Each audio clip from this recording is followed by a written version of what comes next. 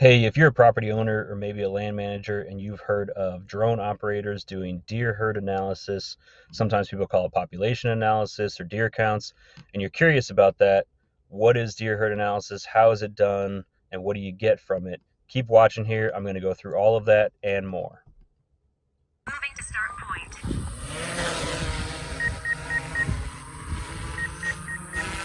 Okay, let's start with what deer herd analysis is. In a nutshell, it is where I, as a drone operator working for a drone services business, would fly your property using a thermal camera to locate deer.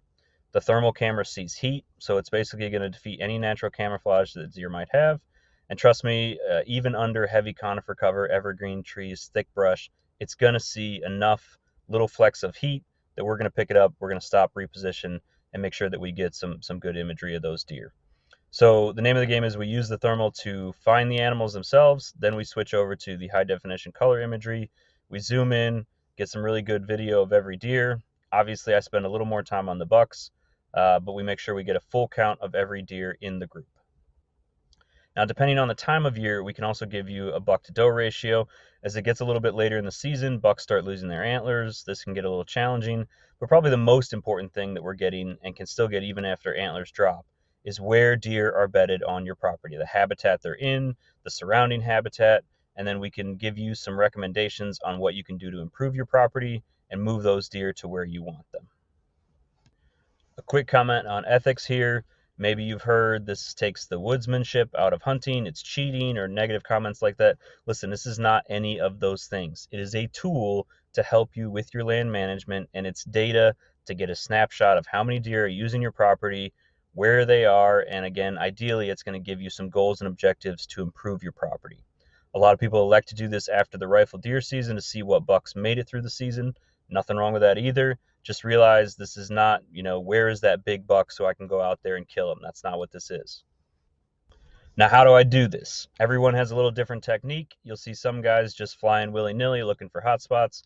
I'm not a huge fan of that. I think it's prone to missing deer because, as good as you think you are, you're not going to fly perfect lines and you're likely not covering the entire property.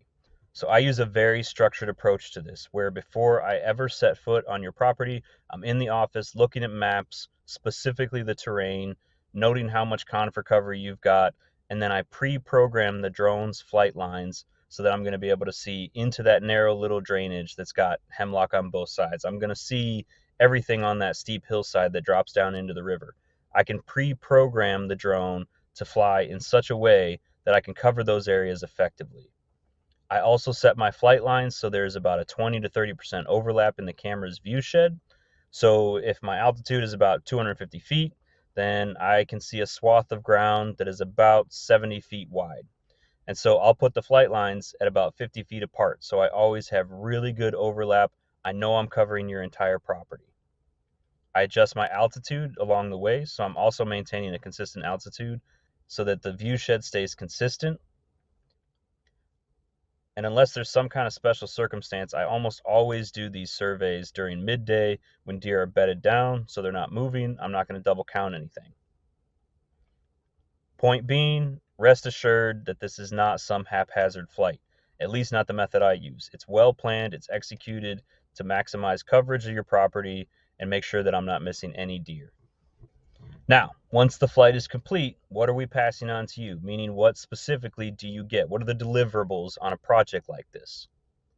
First is a written report. This includes basic details of the property, the flight, the weather, and of course, the total number of observations, deer behavior, and some basic statistics such as sex ratio, deer density, etc. Second is a map of all the observations and the actual video associated with each observation. Now the map that's included with your report is interactive, meaning you can click on each point and it'll bring up the video associated with that specific observation. This will work on your phone or your PC, whatever. Keep in mind, if you'd prefer a printed map, a physical map that you can hang on the wall of your camp or home, we can do that as well. Wall maps can be printed on a variety of materials, from just laminated paper to vinyl to dry erase material. We can even do it on a thin piece of sheet metal that will make it magnetic, so you could use small magnets to mark tree stands, rubs, whatever.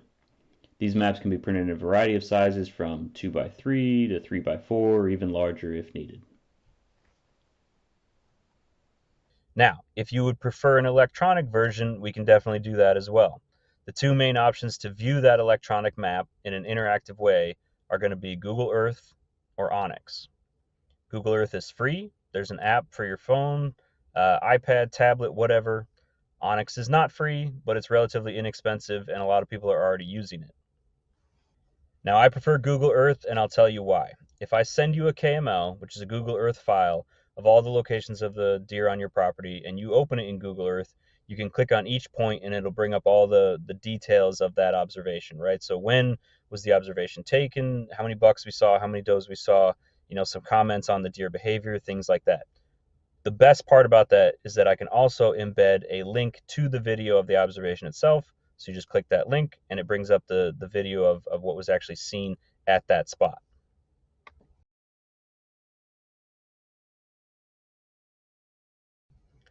I also always include a boundary of the property, and we believe in full transparency, so I always provide the flight paths that the drone took during the survey. Again, all that stuff is recorded. You just got to take some extra steps to download it, clean it up, and get it in a format that is shareable. But again, I always do that. We're trying to be completely transparent in how the survey was flown, and all of this works really, really well in Google Earth. Now, I can do something similar in Onyx, but you can't embed links into Onyx. So it won't work as smoothly as it does for Google Earth, but if you prefer the output in Onyx, then that's what I'll give you, no problem. There's a checkbox on the form that we have you fill out when we schedule these things, and you can pick either Google Earth or Onyx. Again, personally, I would go Google Earth, but that's a personal decision. If you have some other preferred mapping app, Avenza, Field Maps, whatever, just let me know, and I'm sure I can accommodate it. Okay, so written report is always included. A map of your preferred flavor and format is included. And the third thing is the video itself. Of course, we provide the full video of all the observations from your property as well. Now, along with transparency, we also believe in data integrity. Any of the links that we send you are private. They're not available to the public in any way, shape, or form. But if you want to share them or forward them to someone, then that's your business. That's your choice. Just realize that we're never going to do that. The data we collect from your property is yours and yours alone. It's your decision whether you share it with friends or family. Now, the last thing I want to mention is what I would call mapping or aerial imagery. I think I always confuse people when I say this, but what I mean is I can use the drone to create an up-to-date current aerial map. So you go into Onyx, you go into Google Earth or even Google Maps, they've got a base map in there, which is typically an aerial photo. However, it is often very dated, usually years old, and it's usually collected sometime in the summer when the leaves are on and you just see a bunch of green full leaf trees. I can replace that aerial photo or that aerial imagery using the drone in what's called a mapping mission. So this is where I program the drone to fly a grid over your property. It takes thousands, depending on the size of the property, sometimes several thousand pictures, and then I use specialized software to stitch those pictures together into one large single image. So you get a current, like the day of the flight, leaf off aerial picture of your property that you can use for habitat planning or whatever you really want to use it for. Again, like before, we can print this in a large wall map where it would have pretty good resolution, or it can be easily viewed in Google Earth as your electronic option. You could potentially use Avenza if you're familiar with that, but I can't do it for Onyx. Onyx does not have the capability of loading custom imagery files. So your options for viewing this are pretty much restricted to Google Earth, and it's got to be done on a PC, laptop, or desktop. There's no real method of doing it for like a mobile app, at least one that's not widely available, at least not yet. So it's super helpful to have this up-to-date, current leaf-off imagery. Again, for planning purposes, habitat manipulations, the sky's the limit really with that stuff. But just realize that your options for viewing this data are a little more limited and it requires some additional hoop jumping, but I can help you with figuring all that out. I do have to charge extra for this because I have to fly the property twice, once for the deer survey and then again for the mapping mission. And so that's it. That's the crash course in deer herd analysis and the data it provides. Thanks so much for watching. Thank you for thinking of us. Please do not hesitate to ask any questions. I'm sure I missed something here, but I wanted to keep this video short. So our contact information is going to be shown here.